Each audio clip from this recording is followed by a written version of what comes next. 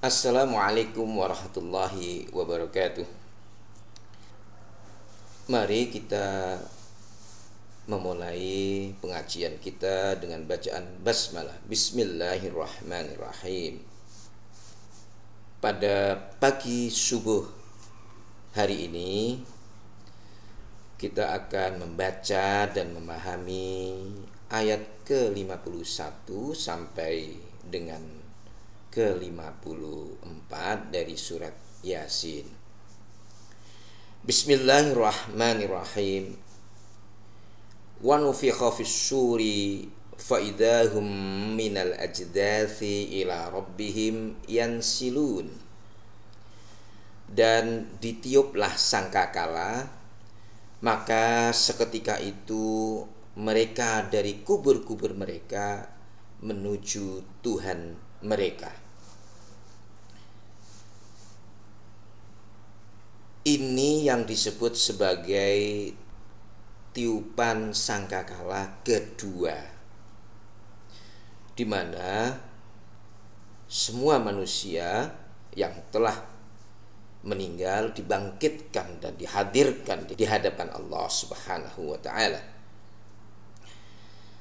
Pada tiupan sangkakala pertama telah kita jelaskan pada 2 ayat sebelum ini, yaitu ketika malaikat Israfil meniupkan sangkakala pertama dan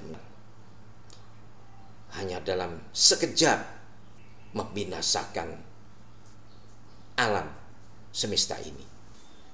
Itu adalah hari di mana Allah menceritakan di dalam surat Al-Qari'ah, yauma yakunun nasu kal farashil mabthus, di mana manusia bertebaran seperti kupu-kupu.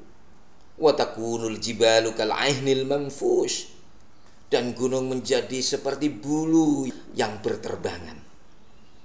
Atau yang ada di dalam surat Al-Insyiqaq, idza samaa'un syaqqat, jika langit terbelah.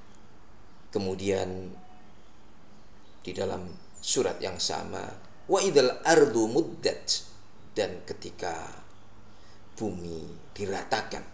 Atau seperti apa yang difirmankan Allah dalam surat Az-Zalzalah, idza zulzilatil ardu zilzalaha, jika bumi diguncang, wa akhrajatil ardu asqalaha, dan bumi memuntahkan isinya. Bapak Ibu sekalian, itulah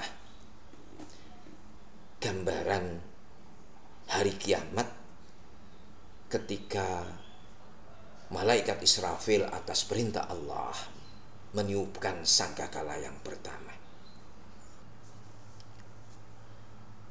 Pada ayat ini ulama sepakat bahwa ini adalah tiupan sangkakala kedua yang ditiupkan oleh malaikat Israfil, dan seketika itu semua manusia dibangkitkan, dan ini yang namanya Al-Qiyamah, hari kebangkitan. Mereka dibangkitkan dari kubur mereka semua yang mati sekian lama ataupun mereka yang mati ketika terjadinya sangkakala pertama. Dibangkitkan dari kubur-kubur mereka di mana saja mereka mati dan kapanpun mereka mati, dihadapkan kepada Allah. Qalu ya wailana man ba'atsana min marqadina hadza ma wa'ada ar-rahman wa sadaqal mursalun. Mereka berkata, celakalah kami, siapakah yang membangkitkan kami dari tempat pembaringan kami? Inilah yang pernah dijanjikan Ar-Rahman, dan benarlah para rasul Allah. Orang-orang yang semasa hidup di dunia tidak mempercayai akan adanya hari pembalasan dan hari kiamat, termasuk mereka-mereka yang menolak kehadiran dan risalah Nabi kita Muhammad. Saat mereka dibangkitkan dari kubur mereka, mereka tercengang dan kemudian mengatakan, celakalah kami hari ini. Siapa yang membangkitkan kami dari kubur kami? Man ba'atsana mim marqadina. Siapakah yang membangkitkan kami dari tempat pembaringan kami? Kata marqadina dimaknai juga tidur yang nyenyak dalam waktu yang singkat. Kita menghindari untuk menafsirkannya sebagai tidur yang nyenyak, karena kita meyakini bahwa mereka itu tidak nyenyak di dalam kubur mereka dan di tempat pembaringan mereka.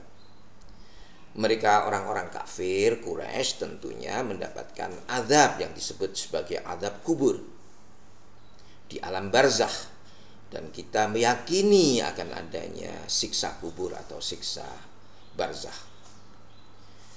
Ayat-ayat Al-Quran menceritakan tentang alam barzakh yang dapat kita dapati, diantaranya dalam satu ayat menceritakan tentang Fir'aun, bahwa Fir'aun itu mendapatkan siksa, kemudian akan mendapatkan siksa yang lebih pedih. Siksa pertama adalah siksa dalam kubur, dan siksa yang lebih pedih adalah siksaan yang mereka hadapi dan mereka terima ketika mereka berada di neraka. Demikian juga hadis-hadis Rasulullah SAW yang diantaranya kita dapati bahwa Nabi kita Muhammad pernah suatu hari berjalan melewati kuburan dan mendapati suara siksaan dari dua kubur yang berlainan, yang karenanya kemudian Nabi kita Muhammad meletakkan pelepah daun kurma dengan harapan siksa kubur mereka dihentikan sehingga pelepah daun kurma tersebut mengering.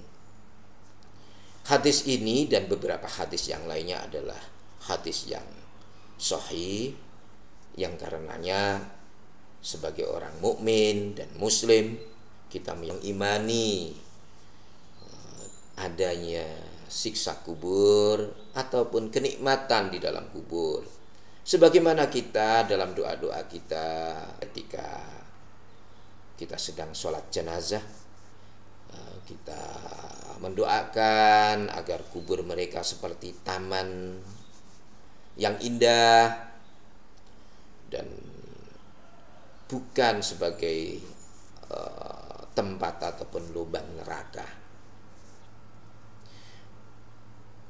Kalimat hadza ma wa'adar rahman wa shadaqal mursalun, inilah yang pernah dijanjikan Ar-Rahman dan benarlah para rasulnya. Sebagian ulama mengatakan ini adalah kalimat yang diucapkan oleh salah satu di antara mereka.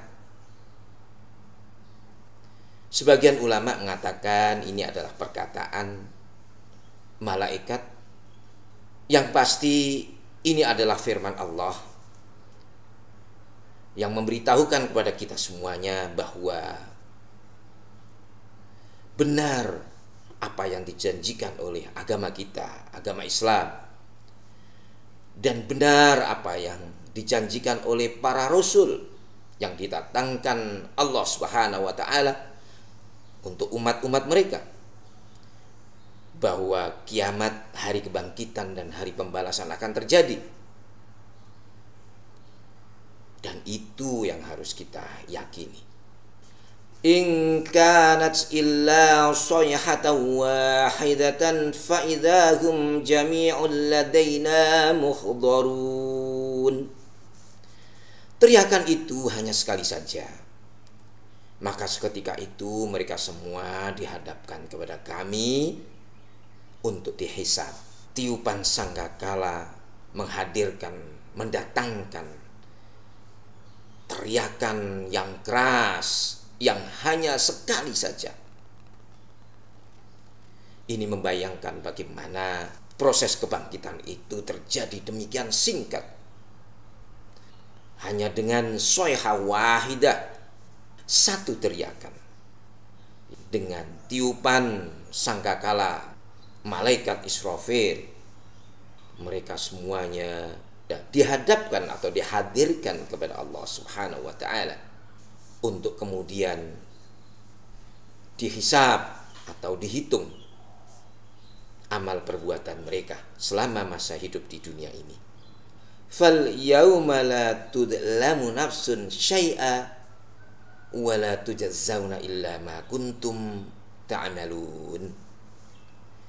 Maka pada hari itu seseorang tidak akan dirugikan sedikit pun, dan kamu tidak akan diberi balasan kecuali dengan apa yang telah kamu kerjakan.